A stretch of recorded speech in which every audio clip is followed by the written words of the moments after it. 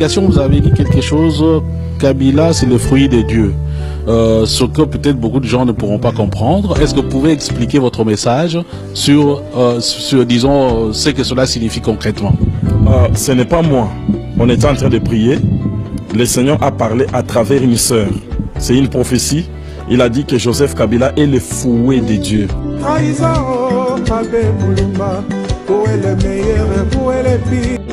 Fouet. Pas le fruit. Non, non, non, non. Fouet pour chicoter. Donc tout ce qui se passe aujourd'hui au Congo avec le régime actuel, c'est on chicote les Congolais, c'est Dieu qui chicote les Congolais pour que les Congolais prennent conscience à rentrer vers lui. Et je sais que pour beaucoup d'entre nous, c'est difficile à accepter, mais je le dis avec sincérité, je rends hommage au président Joseph Kabila. Je vous dis déjà que son chef était au Rwandais. Tout le peuple partout est passé, me demande de renvoyer ce Rwandais à Kigali. La solution du Congo ne viendra pas des Nations Unies. Regardez, à tout moment, les yeux des Congolais se tournent vers la Belgique, vers la France, vers les Nations Unies. Voilà, il y a ceci, il y a les dialogues. Qu'est-ce que ça produit? Zéro.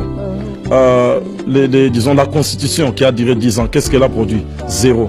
La table, disons, ronde qu'il y avait en Belgique en 1960, qu'est-ce qu'elle a produit? Zéro. La conférence nationale souveraine, qu'est-ce qu'elle a produit? Zéro.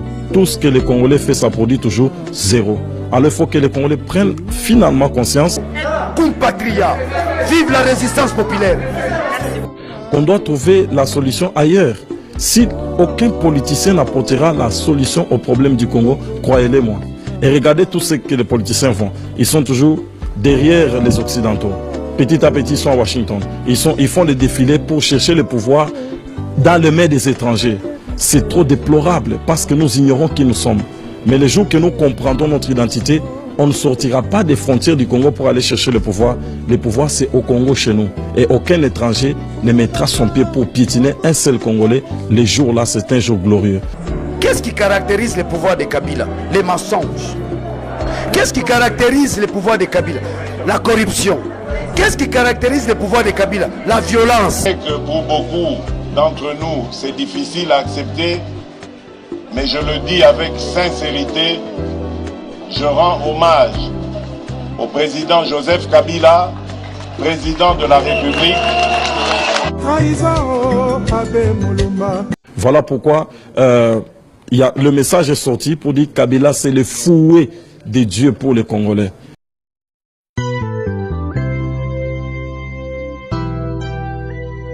Les Congolais n'ont jamais souffert comme dans ces temps.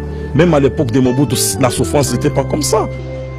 Mais je le dis avec sincérité, je rends hommage au président Joseph Kabila. Même à l'époque coloniale, la souffrance n'était pas comme aujourd'hui. Mais qu'est-ce que ça fait aux Congolais? Rien.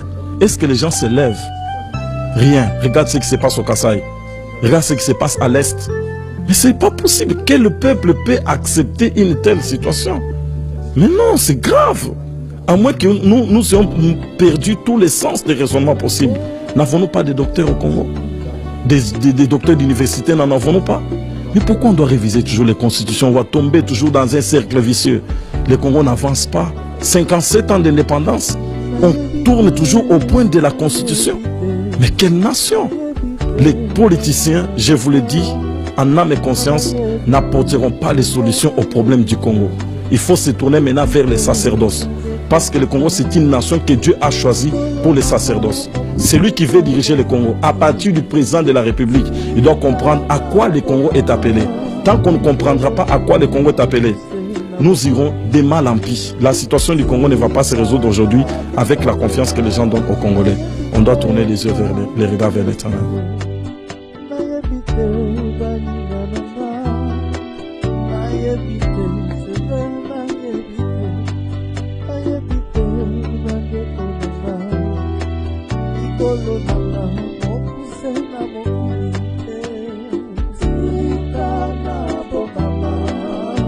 Kolo mama mo kusena mo